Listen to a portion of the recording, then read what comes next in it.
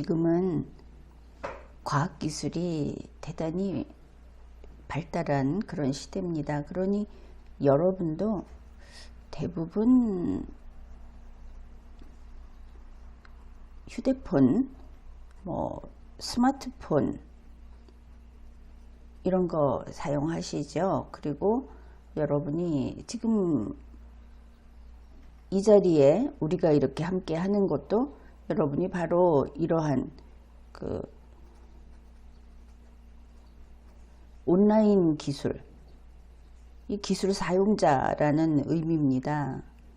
여러분이 이 방송을 들을 수 있고 찾아볼 수 있고 한 그런 것들이 다 여러분에게 그런 능력이 있기 때문이죠.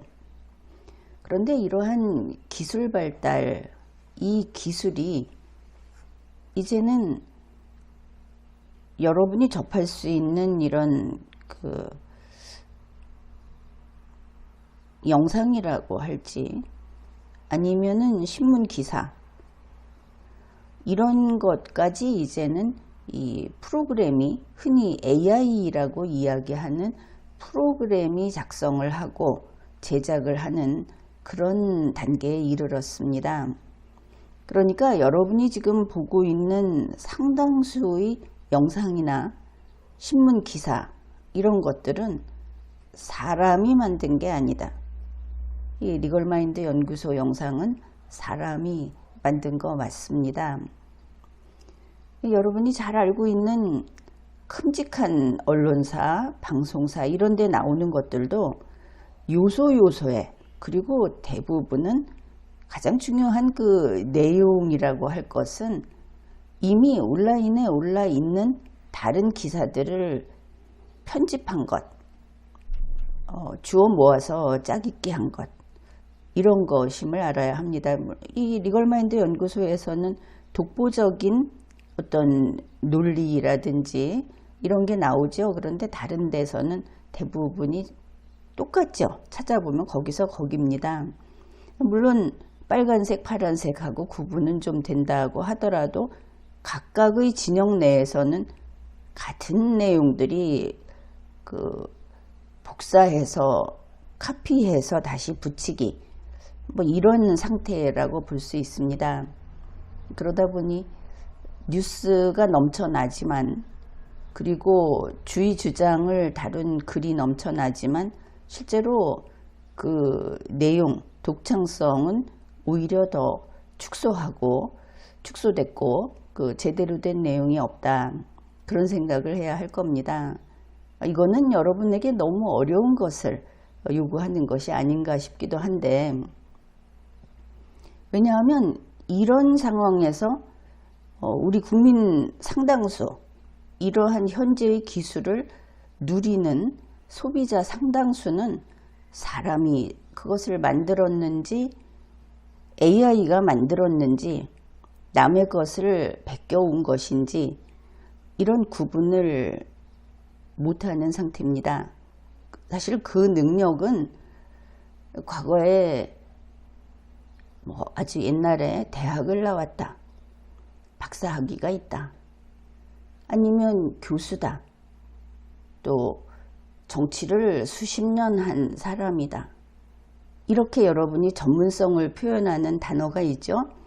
즉 그런 과거식으로 치면 그 정도 되는 사람도 현재의 이 기술 수준은 따라가지 못하는 이런 세상이 돼서 극소수의 전문가만 이것을 알아볼 수 있는 이제 그 정도의 일이기 때문에 여러분에게 그걸 알아보고 구분을 하고 속지 마시라고 이야기하는 건 무리다. 나도 그렇게 생각을 합니다. 그러면 이럴 때 어떻게 하면 속지 않을까? 여러분이 눈앞에서 보고 있는 것 중에 1000개가 있으면 999개가 가짜입니다. 이게 믿기지 않을지 모르겠지만 그렇다는 사실을 알려드립니다. 나와 있는 돌아다니는 정보는 1000개가 아니죠. 1000만 개도 아니죠. 여러분이 매일 보고 있는 그 휴대폰에 뜨는 영상, 광고, 뉴스 이런 것들이 대부분 가짜입니다. 그러니까 사실을 제대로 전달하는 이런 리걸마인드 연구소 같은 좋은 제대로 된 정보를 주고 유익하고 여러분이 그 정보를 가짐으로 해서 세상의 거짓의 바다를 헤쳐나갈 수 있는 등대 같은 아니면 지도 같은 이런 좋은 채널을 혹은 좋은 정보원을 하나씩 하나씩 확보를 하는 것은 여러분에게 아주 이로운 일이 되겠죠. 사실은 뭐 생사까지는 아닐지 모르지만 큰 실패를 맛본다든지 하는 이런 걸 막을 수도 있는 지금은 중요한 일입니다. 근데 여러분 스스로 거기에 빠지지 않고 이 위험한 편리한 것 같지만 위험한 이런 세상에서 어떻게 살아남을 것인가. 여러분은 그저 한가롭게 그냥 휴대폰만 켜면 나오는 노래, 나오는 이야기 이런 걸 반복해서 듣고 있는데 여러분 자신이 흔히 나이 든 사람들이 두려워하는 치매라는 상태, 그게 이제는 남녀노소 없이 세뇌라는 것으로 그 상태로 들어가고 있다. 이것을 좀 심각하게 생각해 봐야 하겠습니다. 그러면 이런 데에서 여러분은 과연 그냥 피해자인가? 그런데 그렇지가 않습니다. 여러분은 잘못이 있는, 책임 있는 피해자라는 것이죠. 왜냐하면 여러분이 신중하지 않고 성실하지 않고 그저 쉽게 편하게 돈 몇 푼으로 모든 것을 누리려고 하는 이런데 쉽게 빠지기 때문입니다. 이 책임 있는 피해자들 중에 남들 앞에 좀 나도 글 잘 쓰고 나도 그럴싸한 이야기를 잘하는 사람이면 좋겠다. 이런 마음으로 각 게시판에 댓글 쓰면서 챗 GPT 돈 좀 내고 받아서 갖다 붙이는 사람들 부쩍 늘었죠. 페이스북 같은 데 보면 자기가 무슨 일본 애니메이션의 주인공처럼 얼굴을 죄다 바꿔가지고 페이스북이 지금 챗 GPT가 그려준 그런 만화 얼굴로 다들 바뀌어 있습니다. 물론 사진을 성형해가지고 예를 들면 그래서 전혀 다른 얼굴을 올려놓은 사람도 많이 있지만 특히 지브리풍이라고 하는 것으로 해서 지금 저마다 다들 무슨 영구아버지 다 이렇게 돼 있죠. 거기 바로 여러분은 책임 있는 피해자로서 자격을 갖춘 셈입니다. 스스로 가짜가 되는데 망설임이 없으니까 남들이 속이는데 무슨 할 말이 있겠습니까? 이렇게 스스로 가짜가 돼도 좋다는 마음으로 남들도 거짓말을 좀 해도 된다는 마음으로 사는 우리 세상, 전 세계에서 인터넷망이 아주 잘 돼 있다는 대한민국이 바로 이 AI 침공을 받는 AI 때문에 사람이 자리를 잃고 사람이 몰락해가는 사람이라는 것을 어떤 힘으로 본다면 그게 아마 대한민국에서 먼저 일어날 것이다 하는 이야기도 나옵니다. 그러니 한참 전부터 문해력 강조를 했죠. AI가 지금 취약한 것이 바로 문해력 부분입니다. 왜냐하면 AI가 훔쳐가는 것은 한글로 써놓은 문서를 훔쳐가죠. 한국 사람이 만들어 놓은 영상을 훔쳐가서 그걸 가지고 다시 만들어내는 것이 AI의 창작품들입니다. 엄밀한 의미의 창작은 아닌데 애초에 원료가 저급하다. 그래서 아주 뛰어난 그 내용이나 사상이나 구성이 치밀한 것은 AI가 훔쳐가서 다시 재편집을 하게 되면 더 수준 낮은 것으로 될 뿐입니다. 이러니까 이제 아주 우수한 곳을 여러분이 많이 우리가 그것을 중심으로 본다. 사람이 만든 것을 본다. 이러면 이 위험으로부터 벗어날 수 있겠죠.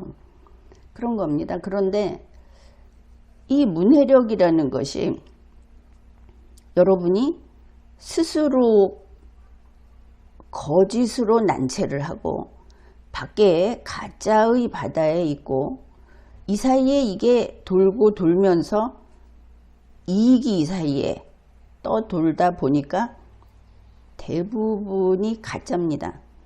대부분이 질이 낮습니다.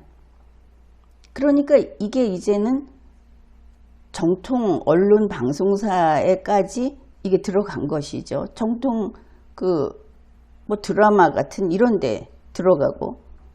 그래서 대한민국의 문화라든지 기술, 정보 이런 것들이 그냥 침몰하듯이 추락을 하고 있는 겁니다. 이 위험성을 여러분은 그저 느낌이라도 느껴보십시오. 뭔지 모르더라도 이게 문제구나. 가짜라는 것, 내가 거짓에 그냥 그럴 수 있지. 거짓을 쉽게 용서하는 이게 결국은 모두가 결국은 나와 내 가족이 그것 때문에 많은 것을 빼앗기는, 말도 못합니다. 그때는 빼앗기더라도 그런 상태로 갈 수 있다. 이런 생각을 해봐야 할 겁니다. 여러분의 문해력이 어느 정도냐, 뭐 나는 아닌데 이렇게 불쾌해할 사람도 있겠지만 그 자만심을 버리고 한번 들어보십시오. 5월 30일 뉴스가 나왔습니다. 공기업에서 제 상사가 부하 직원에게 업무 시간 이외에 14번, 그것도 카카오톡이 있죠. 카카오톡으로 연락을 했다. 그러면 요즘같이 근로자의 인권이니 뭐 이런 걸 내세우는 시대에는 이게 문제 있나 생각할 수 있겠죠. 상사가 부하 직원에게 했습니다. 그랬더니 이 부하 직원이 이게 근로기준법 위반이다. 직장 내 괴롭힘이다. 이래가지고 노동청에다가 진정을 냈고, 노동청은 참 노동하면은 무식하다는 생각이 드는데 노동청은 정말 무식한 게 아닌가 싶기도 합니다. 이제 이 뉴스가 5월 30일이고 사건은 노동청에서 이 상사에게 과태료 500만 원을 부과한 겁니다. 잘못했다는 것이죠. 그래서 이 상사가 그게 아니다 하면서 법원에, 제대로 법을 판단하는 곳은 법원이죠. 노동청이 중간에서 이렇게 하는 것들이 지금 너무 많은 게 문제긴 문제입니다. 여기까지 법원으로 쉽게 못 가는 사람들이 있죠. 그 사람들은 이 경우에 그냥 당하는 거죠. 이제 법원에 제소를 했습니다. 그랬더니 법원이 노동청의 이 과태료 부과는 잘못됐다 해서 이 취소 결정을 해줬습니다. 그러면 어떻게 됩니까? 노동청에 들어갈 때는 상사가 피진정인이 되겠죠. 부하가 진정을 했으니까. 여러분이 잘 아는 이름으로 원고 피고 이렇게 나눠 본다면 부하가 원고격이 되겠죠. 요구사항을 내놓는. 그런데 법원에 갔을 때는 상사가 원고가 되는 겁니다. 그렇게 되겠죠. 요 몇 가지 안 되는 사안입니다. 그런데 이제 법원에서 이런 결정을 한 것은 보니까 이 부하 직원의 주장이 과도했다는 생각이 좀 들기는 듭니다. 그러니까 아침 9시에 출근하는데 출근하기 40분 전에 오늘 정례 간부회의가 있으니까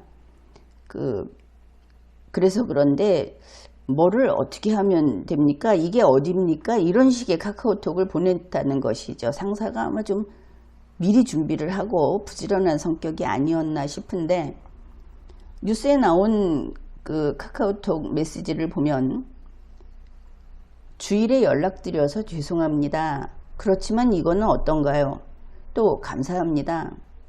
다음부터 근무 시간 내에 여쭤보겠습니다. 푹 쉬세요. 뭐 이런 문자들을 보냈다는 것이죠. 부하는 이제 그게 다 업무짓이다, 그렇게 느꼈다는 것이고, 그랬는데 중요한 것은 이 사람들의 사건이 아니라 내가 여러분이라고 지칭하는 우리 일반 대중입니다. 내가 여러분 A씨, B씨가 아니고 대한민국 국민, 이 일반 대중이 이 기사를 보고 댓글을 쓰는데, 기사 내용을 첫째 읽지 않았습니다. 둘째, 읽었다면 말도 못하게 무식한 것이죠. 문장 파악을 못하는 겁니다. 이게 이렇게 어려운 이야기도 아닌데, 대부분 무엇을 썼냐 하면 이 이사장이 첫 번째 단계 앞에만 보고는 긴 문장도 쓰고 자기 생각대로 댓글을 쓰고 누군가를 비난하고 이렇게 댓글질을 하고 있는데, 참 무식하면서 글을 많이 쓴다. 글 쓸 때 이거 세금 받아야 되지 않겠냐, 이런 생각이 든다는 겁니다. 대부분 보면 이 이사장이 피고인 줄 알고 이사장을 욕하는 댓글을 쓰고, 이 부하 직원이 고소를 해서 법원에 이사장이 피고로 간 줄 알고, 그래서 법원이 500만 원 과태료가 아니고 벌금을 부과해서 이 부하 직원이 승소한 것으로 알고 이런 댓글을 쓴 겁니다. 그러면은 잘 안 읽는다, 사람 말은 또 잘 안 듣죠. 잘 안 읽으면 자기 스스로 발걸음을 함부로 디뎌서 발목이 부러지면 누구 탓을 하겠습니까? 자기 잘못이죠. 잘 안 읽고 이렇게 설치다가 다른 사람의 권리를 침해한다든지, 쓰레기 같은 여론이라는 것을, 여론의 소재에 쓰레기를 던져놓는 일을 한다든지 하면 여러분 잘못인 것이죠. 여러분이 민주주의의 토대를 망치는 겁니다. 무식한 사람들이 무슨 민주주의입니까? 잘 안 읽고 잘 안 듣고 그 다음에 잘 이해를 못하고, 여기서부터는 이제 능력으로 들어가는 겁니다. 그 다음에 잘 안 듣는 것은 부주의해서 잘 안 듣는데, 이 뒷부분에 가면 듣고도 인정을 안 한다. 상대방이 아라고 했는데, 아니 너는 아라고 하면 안 되고 가라고 해야 돼, 이런 식의 이해를 한다는 겁니다.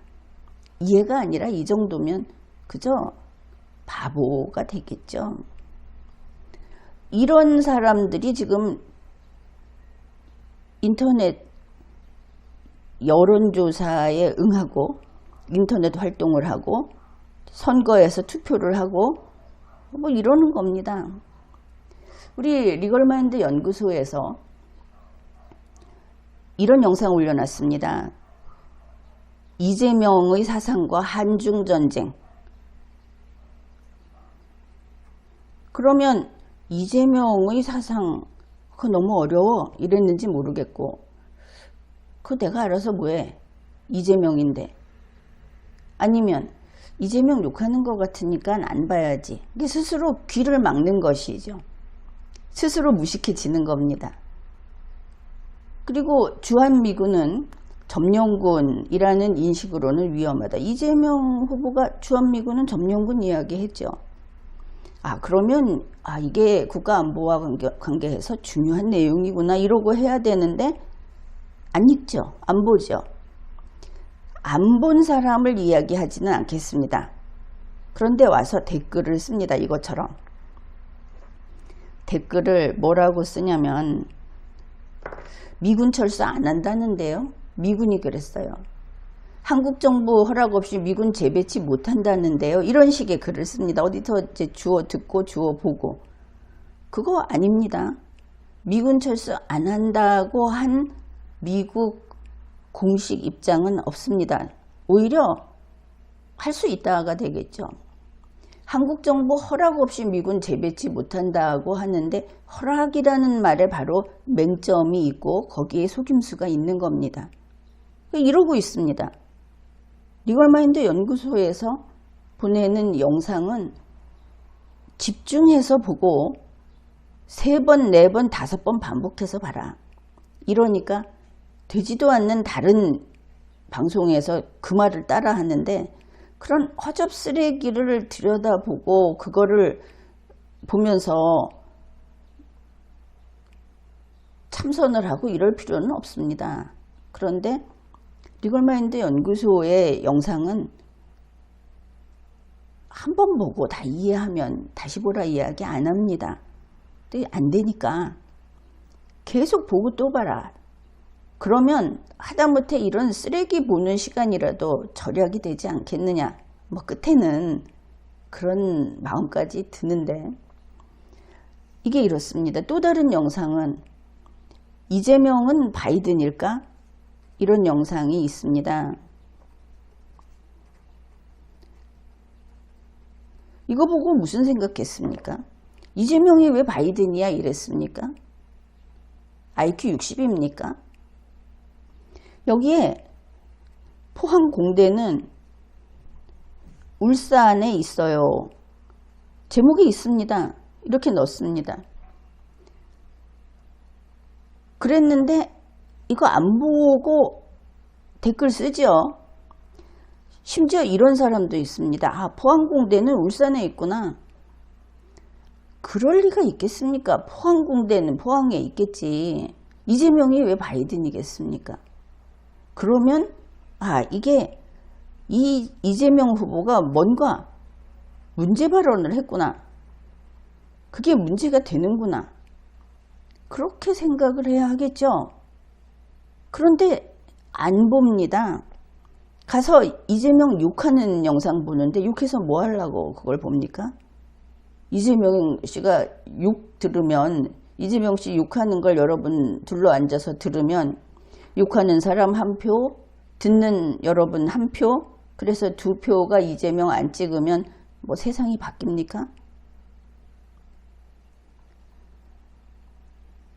이렇게 여러분이 문해력이 떨어진다. 리걸마인드 연구소에서는 시사 이외에도 어디에 가서 사물을 보고 어떤 장소에 가면 아, 이런 생각을 할 수 있고 아, 저 사람은 이런 뜻으로 하고 있구나. 저 사람은 왜 저럴까? 여러분에게 사고 훈련을 그런 기회를 제시하죠. 그걸 그냥 주입식으로 하는 게 아니고 여러분 스스로도 또 발전적으로 사고를 할 수 있고 그래서 새도 찍고 다람쥐도 찍고 파도도 보여주고 하는 겁니다. 그런데 무슨 애국심이니 하면서 헛날 그 똑같은 소리 하는 시사가 아니죠. 그거는 그냥 패싸움 하는 어느 쪽에 붙어서 아니 리걸마인드 연구소는 나와서 같이 좀 저 짱돌을 던지고 같이 좀 싸워주면 안 돼 이러고 있는데 그 인생에 쓸데없는 짓을 왜 합니까? 그리고 여러분 머리는 점점 이렇게 떨어져 간다는 겁니다. 아주 극소수를 제외하고는 지적인 성장이나 이런 게 딱 멈췄습니다. 아무리 좋은 거 먹고 좋은 거 바르고 그래서 늙지 말자. 하루라도 젊을 때 노세 뭐 그러면 되는 겁니까? 사람은 지적인 존재 아닙니까?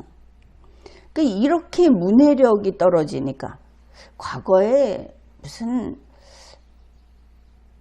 리더격이었다. 어디에서 그래도 선두그룹에서 일을 했다 하는 그런 사람들도 지금은 어리석기가 이를 데 없습니다.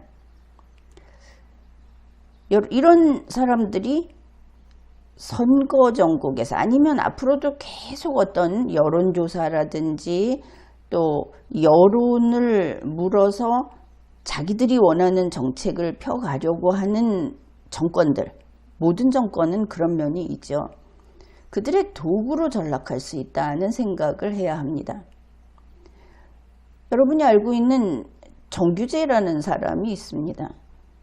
이 사람이 5월 31일에 올려놓은 기사가 이준석 소위 무슨 그 성적인 발언, 성적인 문제를 일으킨 이재명 후보의 아들 이야기, 그런 것 때문에 더불어민주당에서 이준석 후보를 징계해야 된다. 의원직 박탈해야 된다. 막 이런 이야기가 나왔을 때 정규재 씨가 첫 문장이 이렇게 있죠. 그럼 첫 문장에서 딱 씁니다. 이재명 민주당에서 이준석을 징계하려고 하는 것은 어리석은 일이다. 여러분의 우리 대중의 건성건성하면서 이 문해력이 바닥인 그걸 아주 잘 이용한 케이스입니다. 정규재 씨가 똑똑하다는 것은 아닙니다. 사악한 머리니까. 자, 이준석을 징계하려고 하는 것은 어리석은 일이다. 이러니까 여기에 주어서 와 하고 환호를 한 것이죠. 보수 여러분 가서 좋다고 좋아요 눌렀죠. 이거 그런 글이 아닙니다. 첫 줄 하나 딱 써놓고 둘째 줄부터 이재명 후보 아들에 대해서 말을 한 건 이준석이 잘못했다. 이준석 유죄 심판을 정규재가 해버린 겁니다. 요새 하도 그 법을 아는 체 하기에. 그 다음에 와서 그러면 나쁜 것은 이재명 가족인데 왜 이준석만 나쁘지? 그 생각해야 하겠죠. 그 생각하는 사람들도 이번에 또 쓸어냅니다. 이재명이 얼마나 머리가 복잡하겠냐. 아들이 그 꼴이라서. 그거는 이병철도 그랬다. 미국의 그 부시 대통령도 그랬다. 그러면서 이재명 후보를 이병철과 부시 수준으로 끌어올린 다음에 이거 그냥 자식 문제다. 그냥 자식 문제다. 그러면 일찌감치 이 사건이 언제 났는데 일찌감치 사과하고 일찌감치 뭔가 훈육을 하든지 뭔가 했어야 되죠. 안 했지 않습니까? 처음에 버텼죠. 그게 뭐가 문제냐고. 그런데 단지 자식 문제다. 그러면서 대한민국의 유권자 상당수는 바로 이런 불효자식들, 이걸 붙들고 사는 부모들이다. 여러분도 그렇고 나도 그렇고 그렇지 않냐. 이런 식으로 갖다가 물타기를 합니다. 그러니까 자식 참 애물단지지 이러면서 나이든 보수들이 고개를 끄덕끄덕 하는데 여기에서 여러분은 그저 아주 좋게 요리당한 겁니다. 정규재 씨가 이걸 쓰면서 핵심이 뭐냐 이겁니다. 이재명이 못난 자식을 둬서 죄송합니다 라고 얘기를 했다. 그게 그냥 못난 자식입니까? 막 하는 자식이지. 그리고 그 집안이 그 자식이 요번에 그 한 이야기가 뭐 최초 유일무이한 사건입니까? 본인과 본인 그 부부들 온 가족이 국민들을 경악하게 만든 이야기들이 얼마나 많습니까? 그런데 그냥 태연하게 우리는 굉장히 우아하고 선량한 사람들인데 저 아들 녀석 하나 저래서 내가 얼굴을 들고 다닐 수 없습니다. 이랬다는 거 아닙니까? 정규재 씨는 이재명 후보가 그런 성인 군자로 보이는 모양이죠. 그래 못난 자식 둬서 죄송합니다 하면은 뭐라고 하냐. 이거면 끝이다. 이재명은 할 말 다 했다. 이게 참 부모다운 이야기다. 이게 부모다운 겁니까? 아주 어른스러운 답이었다. 더구나 이 선거철에 이재명이 얼마나 그 말을 하기 힘들었겠느냐. 저만 하면 석고대지 한 거지. 그런데 그 이재명이 누구냐? 윤석열에게 공직선거법으로 그렇게 닥달을 당하고 모욕을 받았던 이재명이 이 말을 하니 정규재는 가슴이 쓰려서 죽습니다. 이렇게 써놨는데 이걸 보고 보수라고 하는 여러분들이 가서 여기에 좋아요 하고 있는 것이죠.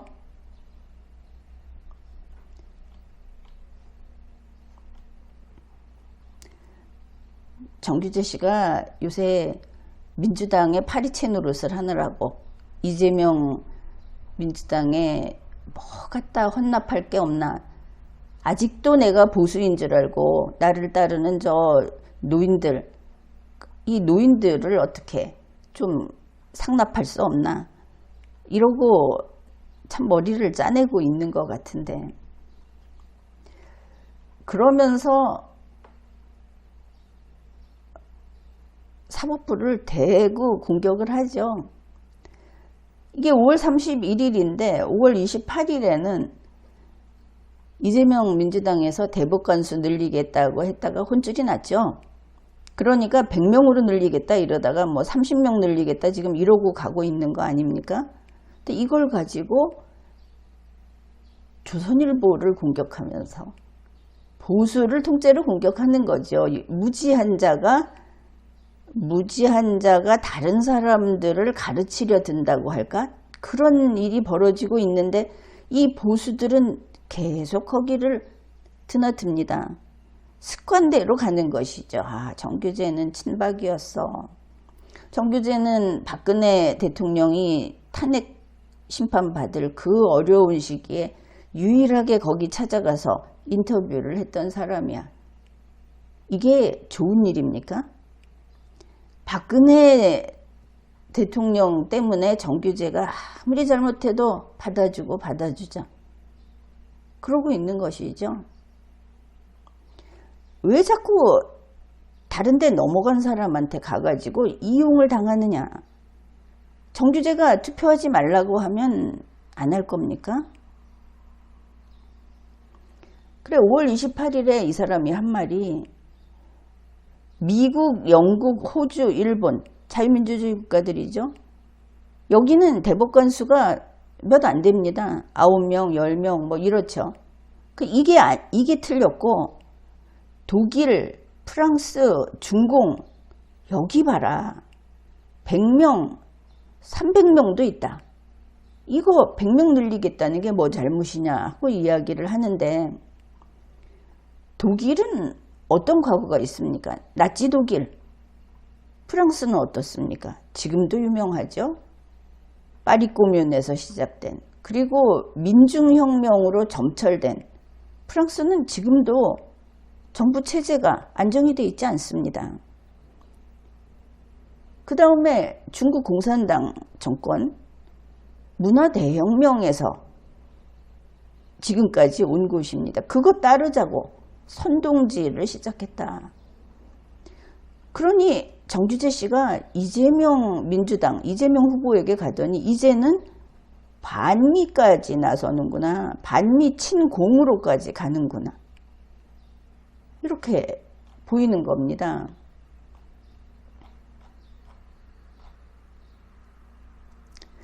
그런데 정규재 씨가 자기가 이재명 밑에 이재명 민주당으로 이제 파란물 들어서 그쪽에 가서 좀 인생의 어떤 출세라든지 뭐 이런 걸 해보겠다고 하는 거는 상관없습니다. 사람이 그럴 수도 있죠.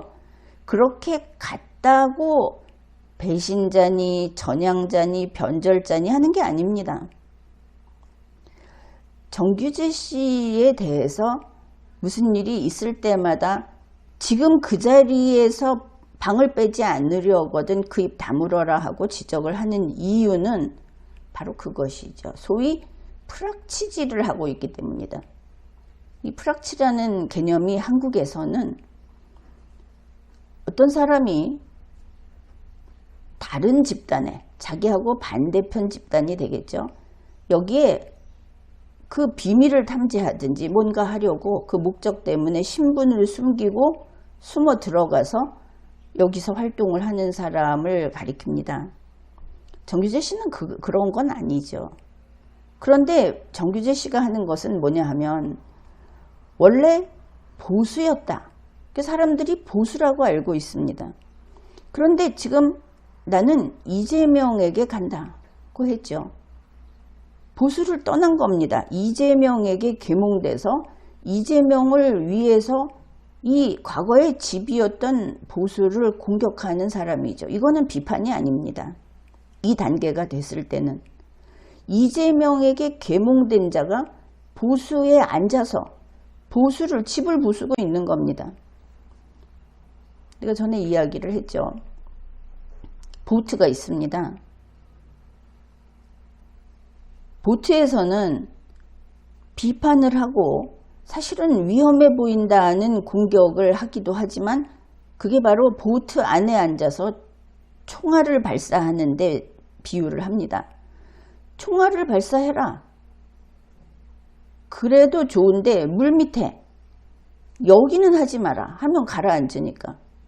그런데 정규재 씨는 보트를 떠나지 않으면서 계몽돼 가지고 보트의 물 밑에 지금 총알을 발사하고 있는 겁니다. 보트를 가라앉히려고. 가라앉으면 자기는 다른 보트로 옮겨가면 된다는 생각이겠죠. 그래서 말하자면 프락치. 정규재 씨가 이 말하자면 이 말을 아주 애용하죠. 우리도 한번 해봅시다. 말하자면 프락치라는 거다. 그래서 이재명에게 계몽된 자가 보수에 계속 눌러앉아서 보수의 탈을 쓰고 본인은 탈 안 썼다고 하겠습니다. 여러분이 보수라는 안경을 쓰고 봐서 보수인 줄 아는 거니까 여러분 탓입니다. 여기 앉아서 역공작을 하고 있다. 그래서 이제 집을 바꿨으니 너의 집으로, 배를 바꿨으니 너희 배로 가라. 우리 배에 총질하지 마라. 이렇게 이야기를 하는 겁니다. 카페에서 정규재 씨 보고 뭐 배신자니 뭐 이렇게 이야기를 하는 사람들이 많다고 스스로 이야기를 합니다. 왜냐하면 이게 또 이유가 있습니다. 정규재 씨는 경우가 다르죠. 가령 보수 정치인이 나 이제부터 옷 갈아입고 민주당 할래. 전 그러면 할 수 없습니다. 그런데 정규재 씨는 그랬을 때 이게 좀 그렇게 간단히 갈 수 있는 상황이 아니기 때문입니다. 정규재 씨 하면은 펜앤마이크 알죠? 펜앤마이크 이거로 알려져 있습니다. 이게 2017년 11월에 설립을 했는데 이제 제대로 간 거는 2018년 1월 뭐 이렇게 돼 있죠. 밖에 알려진 것은 현재 보면 현재 사원수가 11명입니다. 여기에서 인터넷 신문 그리고 유튜브 방송을 하고 있고 이게 거의 모든 것이 박근혜 대통령이 이제 탄핵되면서 보수의 그 유일한 배다. 이런 소리까지 했던 곳입니다. 그리고 이게 어떻게 출발했느냐. 정규재 씨는 원래 한국경제신문의 기자였죠. 한국경제신문에 팟캐스트가 있었습니다. 지금도 기자들이 이런 방송하죠. 유튜브에. 이게 정규재 TV라는 것이 있었습니다. 그런데 정규재 TV에서 2017년 1월 25일 박근혜 그 당시 현직 대통령하고 인터뷰를 합니다. 이게 정규재 씨의 이 사회활동이라고 할까? 우파활동에서는 거의 뭐 이게 이제 금벼락을 맞았다고 할까? 박근혜 대통령은 이 인터뷰로 추락해버립니다. 이게 아니었으면 나는 그렇게 판단하는데 여기에서 시작해서 탄핵이 가속됩니다. 사실 박근혜 대통령 탄핵 심판은 잘했으면 탄핵 결정은 안 날 수도 있었습니다. 그러나 잘하지 못했기 때문에 할 말이 없죠. 근데 그 인터뷰를 한 정규재 씨는 대박 난 겁니다. 박근혜 대통령이 그렇게 가슴 아프게 탄핵을 당했는데 마지막 인터뷰, 그리고 유일한 인터뷰를 한 게 정규재래 하면서 보수들이 정규재를 떠받들어 올린 겁니다. 그래서 펜앤마이크를 만들기에 이른 것이죠. 여기에 그 당시에 자유경제원, 기업인들의 모임이죠. 그 다음에 우익인사들, 보수 대중들, 그 다음에 친박, 이 사람들이 이걸 전격적으로, 전폭적으로 뭐 돈 대고 협조하고 그 다음에 계속 봐주고 이랬죠. 그래서 처음에 정규재 씨가 이 신문사의 직원 정규재 씨가 이제 이러고 나서 신문사도 나오게 되죠. 근데 정규재 TV라는 걸 펜앤드마이크라는 걸 하나 만들고, 이것과는 뭐 관계는 좀 다른 것 같습니다. 신문사와의 관계도 어떻게 정리됐는지 모르겠습니다. 그냥 밀어붙인 것인지. 이렇게 해서 이제 펜앤드마이크라는 것이 보수가 먹여 살린 이런 매체가 됐죠. 그러더니 2020년 11월쯤에 부산시장 나간다 하면서 정규재 씨가 이 대표직을 사임을 했고, 그리고 이때 이 후임자가 천영식 씨가 들어옵니다. 대표로. 지금까지 계속된다고 알려져 있는데, 이 사람이 누구냐 하면 박근혜 정부 청와대 수석이었던 사람입니다. 그러니까 펜앤드마이크라는 게 보수의 어떤 그 대피선, 구명정 같은 것으로 보수가 전력을 다해서 지켜왔던 것이고, 그것을 거기서 정규재 씨가 대표로서 자리를 차지하면서 자신의 이름을 알려온, 이렇게 된 겁니다. 정규재가 덩달아 큰 것이죠. 친박 세력도 계속 돕고 있었고, 친박이 이 펜앤마이크를 강력하게 지지를 했다. 근데 정규재 씨는 이때부터 정치적 행보를 하기 시작합니다.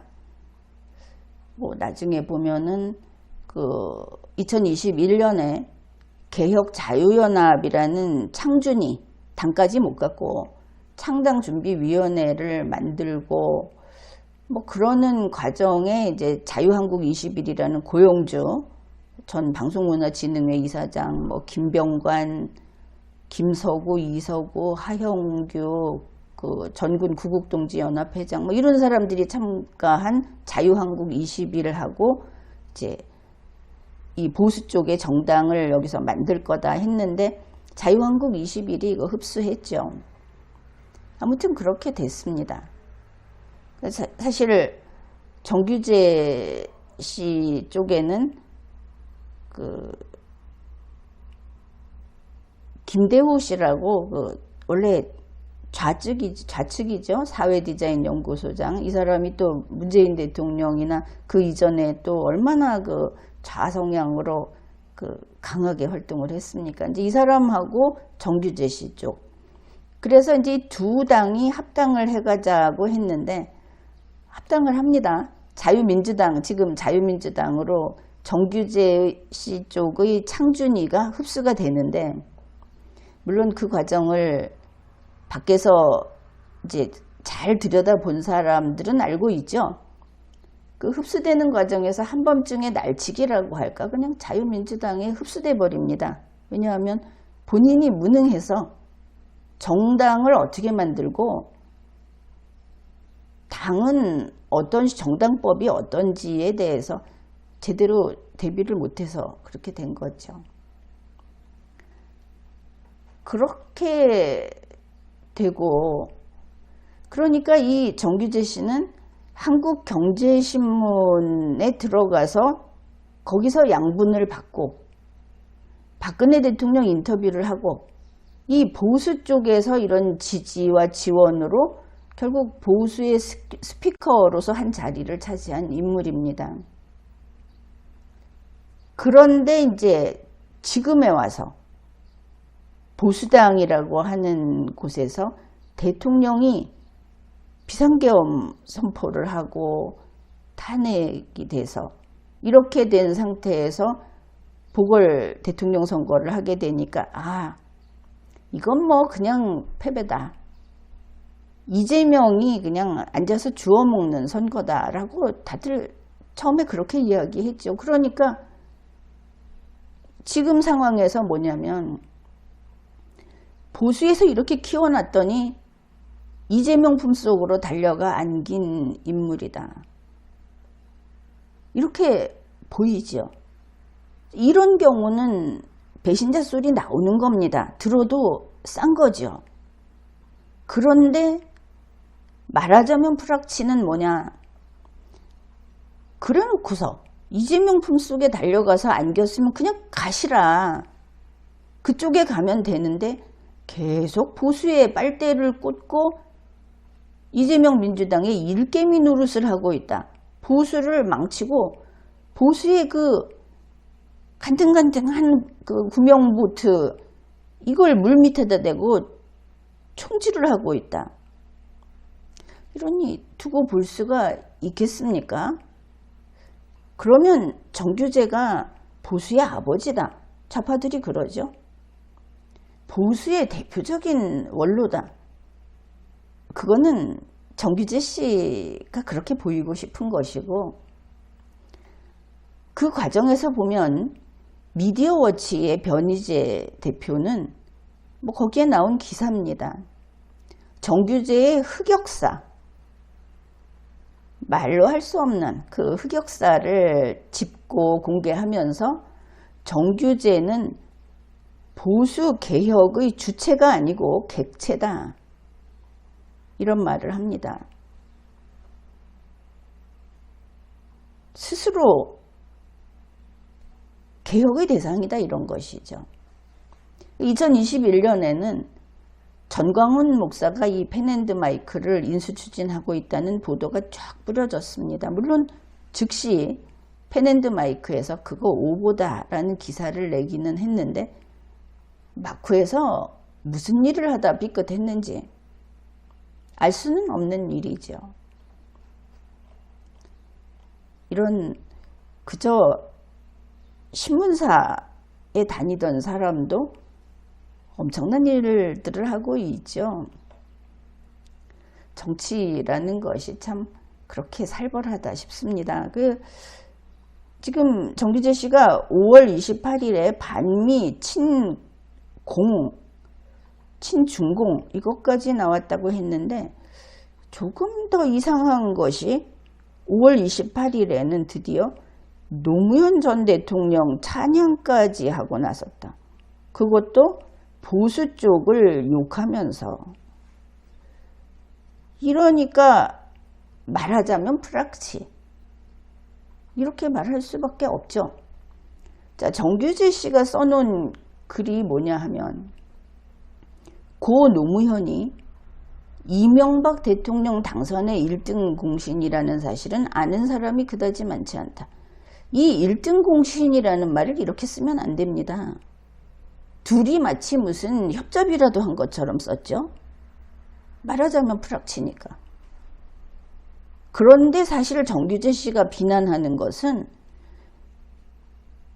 이명박 정권에서 노무현 범죄 수사를 했다는 것을 욕하고 있습니다. 어떻게 전직 대통령인데 비자금을 수사를 해? 덮어줘야지. 이거 보면 변희재 씨의 그 개혁의 객체라는 말도 좀 수긍이 되려고 합니다. 노무현 전 대통령이 비자금을 건드렸다. 이걸 수사를 했기 때문에 정규재 씨 말이 이겁니다. 예상치 않았던 큰 파국을 만들면서 우리 시대에 깊은 상처를 남겼다. 나는 이 말을 노무현 전 대통령의 자살이라고 하죠. 아니면 뭐 사고사, 자살 이걸 가리키는 것 같은데, 그게 범죄를 저질렀는데 대통령을 한 사람은 수사하면 안 돼. 수사를 하는 바람에 파국을 일으키면서 우리 시대, 정규제의 시대를 말하는데 우리 시대에 깊은 상처를 남겼다. 범죄 혐의가 있었던 것은 노무현 전 대통령자가 붙은 것과 상관이 없죠. 근데 이 사람이 자살을 했다. 그게 시대적 상처를 남겼다고 말을 합니다. 몽땅 뒤집어서 보수의 죄라고 씌우는 게 지금 말하자면 프락치가 하고 있는 일이죠. 그리고 나서 말합니다. 이명박 대통령은 한참 나중에야 다시 파헤쳐진 BBK 사건으로 기어이 감옥 생활을 했다. 아주 고소해서 대굴대굴 구릅니다. 이게 말하자면 프락치는 원래 이러는 것일까? 사실 이걸 보면서 좀 불쾌했습니다. 여기에 쫓아다니는 보수들의 꼬라지가 보기 싫어졌습니다. 그런 보수들 그냥 다 나락으로 가라 그래. 이 글 밑에다가 강효상 씨가 댓글을 썼습니다. 이게 선택이 가능한 건지 모르지만 강효상 씨 글 하나만 댓글이 딱 보입니다. 그냥 들어가면 5월 28일 18시 17분에 올린 글로서 대체로 사실입니다. 노무현 측이 MB 측의 배신감을 느끼는 이유지요라고 썼습니다. 강효상 씨도 같이 이재명 품에 안긴 겁니까? 노무현을 대변하는 무슨 자리라도 얻었습니까? 아니면 정규제를 따라 정규제가 보수다, 이재명 품에 안긴 앞으로 앞길이 창창한 그런 사람이니까 이거 줄 잡겠다고 혹시 그런 겁니까? 나는 이 강효상 씨의 댓글을 보면서 진짜야 하고 확인을 해봤습니다. 강효상 씨 맞습니다. 지금 지역신문에 글 쓰고 있는.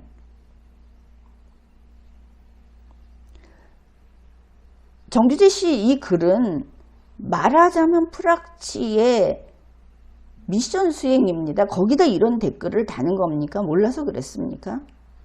어쩌다 한번 봤더니 그래서 그렇게 생각도 하지. 노무현 측에선 그렇겠지 한 겁니까? 이 사람은 이렇게 글을 순서를 바꿔가면서 앞뒤에 눈가림하고 속에다가 이재명은 그저 아들 때문에 피해보는 피해자라고 대변을 하고 있는데 이제 노무현을 찬양하고 있는데 뭐 댓글 가지고 이렇게 너무 따지면 안 되겠죠. 그러나 이런 식으로 수백 명이 아직도 정규제, 말하자면 프락치에게 좋아요를 누르고 있다는 것은 소위 일반적 보수라는 대중, 이 대중이 무식하다. 정말 창피해 죽겠다. 문해력이 바닥이다. 이걸 보여줍니다. 선거는 이제 시간이 지나면 끝이 나죠. 선거 이후에 어떻게 할 겁니까? 이렇게 무식한 채로 갈 겁니까? 그러면서도 박근혜 대통령이 어땠지, 윤석열 대통령이 어땠지 또 이럴 겁니까? 무식한 대중의 정치적 의사는 그건 가치가 없습니다. 그리고 무식하다는 것이 이 지금 같은 고도로 기술이 발달한 시대에 딥페이크가 판치고 가짜뉴스를 기술적으로 만들어내고 이런 말하자면 프락치들이 한둘이겠습니까? 이런 세상에 무식하고 무능한 이 대중은 이것은 바로 우리가 타고 있는 보트 물 밑에 총질을 하는 그 총알을 대주고 있는 자들에 불과합니다. 희망이 있겠습니까? 문해력 키워야 하겠죠. 그리고 판단력, 아무데나 쫓아다니지 마라. 왕년에 이름 좀 들어본 정규제 주필 떠난 지 옛날입니다. 지금은 말하자면 프락치라니까. 내가 정규재 씨를 뭐라고 굳이 하려고 하는 게 아니고, 이제 진영을 옮겼으면 좀 깔끔하게 이곳에서 계속 빨대 꽂고 있지 말고 좀 깔끔하게 옮겨가라. 그러면 참견 안 할게. 그리고 여기에 휘둘리는 저 어리석은 대중들을 보면서 언제까지 그럴래? 앞으로 노인들은 장수할 것이고, 내가 노인들이 지혜가 더 깊어진 그런 이 나라의 대들보다 이렇게 이야기를 했는데, 여러분 그렇게 하면 나한테 미안하지 않습니까? 부끄럽지 않습니까? 아무튼 이런 식으로 무능한 자들은 나이가 많고 적고를 떠나서 가짜뉴스의 놀이개가 되는 것이고, 이 기술시대에 여러분들은 남에게 끝없이 이용을 당할 겁니다. 여러분이 마지막까지 지키려는 돈, 문해력이 낮으면 돈이 술술 흘러나갑니다. 지금까지 리걸마인드 연구소였습니다.